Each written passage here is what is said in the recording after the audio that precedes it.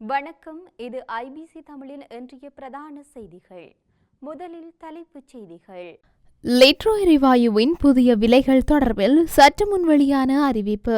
இலங்கையில் தீவிரமடையும் மருந்து தட்டுப்பாடு, விடுக்கப்பட்டுள்ள கடும் எச்சரிக்கை. நோர்வே தூதுவர் சஜித் பிரேமதாச இடையே விசேட சந்திப்பு. ரஷ்யா உக்ரைன் போருக்கு சென்ற இலங்கையர்கள் தொடர்பில் வெளியான அதிர்ச்சி தகவல். இன நல்லுறவை குழப்பும் சமூக ஊடகங்கள் எழுந்துள்ள குற்றச்சாட்டு.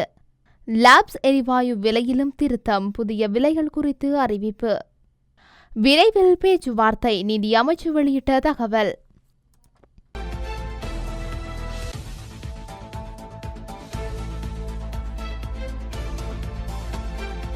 தொடர்வன விரிவான செய்திகள். இலங்கையில் இன்று நள்ளிரவு முதல் லிட்ரோ எரிவாயு விலை குறைக்கப்படுவதாக லிட்ரோ எரிவாயு நிறுவனத்தின் தலைவர் முதித பெரீஸ் அறிவித்துள்ளார். கொழும்பில் வைத்து ஊடகங்களுக்கு கருத்து தெரிவிக்கையில் சற்று முன் அவர் இந்த விடயத்தை தெரிவித்துள்ளார். அதன்படி தற்போது 4115 ரூபாவாக விற்பனை செய்யப்படும் 12.5 கிலோகிராம் எடையுடைய லிட்ரோ எரிவாயு சிலிண்டரின் புதிய விலை 3940 ரூபாவாகும். அத்துடன் 5 கிலோகிராம் நிறை லிட்ரோ எரிவாயு சிலிண்டருக்கு ரூபாய் 70 குறைக்கப்பட்டுள்ளதுடன் அதன் புதிய விலை ரூபாய் 1582 ஆக உள்ளது. மேலும் 2.3 கிலோகிராம் எடையுடைய லிட்ரோ சிலிண்டரின் விலை ரூபாய் 32 ஆக குறைக்கப்பட்டு அதன் புதிய விலை 740 ஆக அறிவிக்கப்பட்டுள்ளது. நாட்டின் அரசு மருத்துவமனைகளில் கடுமையான மருந்துகள் தட்டுப்பாடு நிலவி வருவதாக தெரிவிக்கப்படுகின்றது. மருத்துவமனைகளில் 20 முதல் 30% அளவில் மருந்து தட்டுப்பாடு நிலவி வருவதாக அரசாங்க மருந்தாளர் சங்கத்தின் தலைவர் தூசா ரணதேவ தெரிவித்துள்ளார்.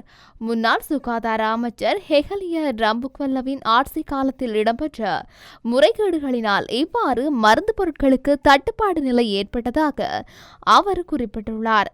அவர் மேலும் தெரிவிக்கையில், அத்தியாவசிய மருந்து பொருட்களுக்கு நிலவி வரும் தட்டுப்பாடு காரணமாக நாடு முழுவதிலும் நோயாளிகள் பெரும் சிரமங்களை எதிர்நோக்க நேரிட்டுள்ளதாக தெரிவிக்கப்படுகின்றது. மருந்து பொருட்களுக்கு நிலவும் தட்டுப்பாடு காரணமாக மக்கள் தனியார் மருந்தகங்களில் மருந்துகளை கொள்வனவு செய்ய நேரிட்டுள்ளது. குறிப்பாக கொழும்பு தேசிய மருத்துவமனையில் பாரியளவில் மருந்து பொருட்களுக்கு தட்டுப்பாடு நிலை நீடித்து வருவதாக சுட்டிக்காட்டப்பட்டுள்ளது.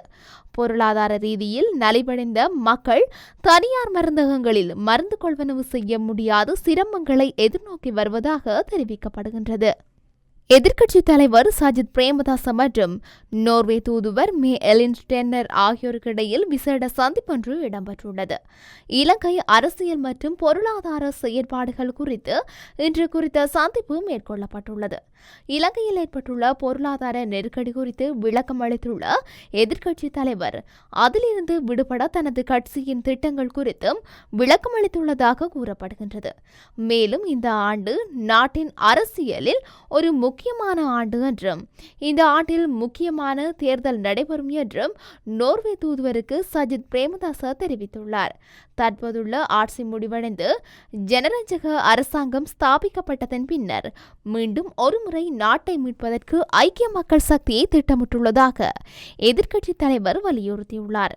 இந்த நிகழ்வில் நாடாளுமன்ற உறுப்பினர் நிரோஷன் பெரேரா, நாடாளுமன்ற உறுப்பினர் காவிந்த ஜெயவர்தன, நோர்வே தூதரகத்தின் 2வது செயலாளர் ஜெஹான் பிஜெஹர் ஆகியோரும் கலந்து கொண்டனர். ரஷ்யா உக்ரைன் போருக்கு சென்ற பல இலங்கை படையினர் தற்பொழுது உயிருடன் இல்லை என நாடாளுமன்ற உறுப்பினர் காமினி வெவலேபுட தெரிவித்துள்ளார். நேற்றைய தினம் இடம்பெற்ற செய்தியாளர் சந்திப்பில் அவர் இந்த விடயத்தை தெரிவித்துள்ளார். ரஷ்யா வாடகை படையில் இணைந்து கொண்ட 40 இலங்கை படையின் அதிக எண்ணிக்கையிலானவர்கள் உயிரிழந்துள்ளனர் என அவர் குறிப்பிட்டுள்ளார். இராணுவம் மற்றும் போலீஸ் என்பவற்றிலிருந்து ஓய்வு பெற்றுக் கொண்டவர்கள் இவ்வாறு ரஷ்யா உக்ரைன் போரில் இணைந்து கொண்டுள்ளதாக தெரிவித்துள்ளது. 20 லட்சம் ரூபாய் மாத சம்பளம் வழங்குவதாக கூறி குடிவரவு குடியகல்வு திணைக்களத்திற்கு லஞ்சம் வழங்கி இவ்வாறு இலங்கை படையினர் ரஷ்யா உக்ரைனுக்கு அனுப்பி வைக்கப்பட்டுள்ளதாக தெரிவித்துள்ளார். இராணுவ பின்வரிசை சேவைகளுக்கு என அழைத்துச் செல்லப்பட்ட படையினர் முன்னரங்க போரில் ஈடுபடுத்தப்படுவதாக தெரிவித்துள்ளார். ரஷ்யாவின் வெக்னர் கூலிப்படைக்கு விற்பனை செய்யப்பட்ட இலங்கையின் முன்னாள் படை அதிகாரி ஒருவரின் குரல் பதிவு கிடைக்கப்பட்டுள்ளதாக தெரிவித்துள்ளார். அங்கிருந்து தப்பியவர்கள் ரஷ்யாவிற்கு செல்ல வேண்டாம் என கோருவதாக குறிப்பிட்டுள்ளார். ரஷ்யாவிற்கு வேலைக்காக அனுப்பி வைப்பதாக கூறினால் அந்த மோசடியில் சிக்க வேண்டாம் என மக்களிடம் கோருவதாக காமினி வெள்ளைபொட தெரிவித்துள்ளார்.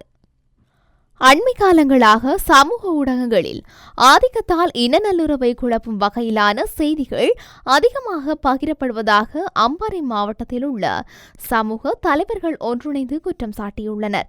அம்பாறை மாவட்ட சமூக ஒருங்கிணைப்பினை முன்னெடுப்பதற்கான பிராந்திய மையத்தில் நடைபெற்ற விசேட செய்தியாளர் சந்திப்பில் கலந்து கொண்ட போதே அவர்கள் இவ்வாறு தெரிவித்துள்ளனர்.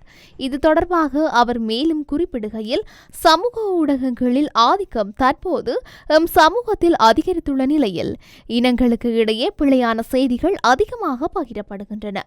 இவ்வாறான நிலையில் சரியான தகவலை வழங்கக்கூடியதாக சிவில் சமூக அமைப்புகளிடம் உரிய தரப்பினர் உண்மையான செய்திகளை உறுதி செய்து கொள்ள வேண்டும். இதன் மூலமாக கசப்பான சம்பவங்கள் சமூகங்களிடையே இடம்பெறுவதை தவிர்த்துக் கொள்ளலாம் என தெரிவித்துள்ளனர். இலங்கையில் இன்று நள்ளிரவு முதல் நடைமுறைக்கு வரும் வகையில் லேப்ஸ் சமையல் எரிவாயுவின் விலையும் குறைக்கப்பட்டுள்ளதாக அறிவிக்கப்பட்டுள்ளது. இதற்கமைய 12.5 கிலோகிராம் லேப்ஸ் சமையல் எரிவாயு சிலிண்டரின் விலை 275 ரூபாவினால் குறைக்கப்பட்டுள்ளது. இதன்படி 12.5 கிலோகிராம் லேப் சமையல் எரிவாயு சிலிண்டரின் புதிய விலை 3840 ரூபாய் என அறிவிக்கப்பட்டுள்ளது. மேலும் 5 கிலோகிராம் எடையுள்ள லேப்ஸ் சமையல் எரிவாயு சிலிண்டரின் விலை 110 ரூபாவால் குறைக்கப்பட்டுள்ளதுடன் அதன் புதிய விலை 1542 ரூபாவாகும் எனவும் குறிப்பிடப்பட்டுள்ளது. இறையாண்மை பத்திர பதிவுதாரர்களின் தற்காலிக குழுவின் பிரதிநிதிகளுடன் இலங்கை விரைவில் மற்றொரு சுற்று பேச்சுவார்த்தை நடத்தும் என நிதி ராஜாங்க அமைச்சர் செஹான் சேமசிங்க தெரிவித்துள்ளார். லண்டனில் நடத்தப்படவுள்ள இந்த பேச்சுவார்த்தைக்கான சரியான திகதிகள் இன்னும் தீர்மானிக்கப்படவில்லை என்று அவர் மேலும் குறிப்பிட்டுள்ளார். இது தொடர்பில் அவர் மேலும் தெரிவிக்கையில், 12 பில்லியன் டாலர்களும் அதிகமான கடனை மறுசீரமைப்பதற்கான சர்வதேச பத்திரதாரர்களின் முன்மொழிவை இலங்கை கடந்த மாதம் நிராகரித்தது. இது முக்கியமான சர்வதேச நாணய நிதியத்தின் ஆதரவு மற்றும் 2 வருட கடன் நெருக்கடியை தீர்ப்பதற்கான அதன் முயற்சிகளை தாமதப்படுத்தும் என்ற கவலை ஏற்படுத்தியுள்ளது. எனினும் சர்வதேச நாணய நிதியத்தின் கடன் நிவாரணத்தை பெற்றுக்கொள்வதற்காக இலங்கை அரசாங்கம் பங்கு பத்தாரர்களின் முன்மொழிகளுக்கு இணங்கும் என்ற எதிர்பார்ப்பு நிலவுகின்றது. முன்னதாக பங்குதாரர்களின் முன்மொழிவுகளுக்கும் இலங்கை அரசாங்கத்தின் முன்மொழிவுகளுக்கும் இடையில் பாரிய வித்தியாசங்கள் இல்லை என்று இலங்கையின் முக்கிய பொருளாதார நிபுணர் ஒருவரும் சுட்டிக்காட்டியிருந்தமை குறிப்பிடத்தக்கது என கூறியுள்ளார். இத்துடன் இன்றைய பிரதான செய்திகள் நிறைவடைகின்றன. தொடர்ந்தும் செய்திகளை அறிந்து கொள்ள IBC தமிழ் நியூஸ் என்ற எமது யூடியூப் பக்கத்தினூடாக இணைந்திருங்கள். நன்றி.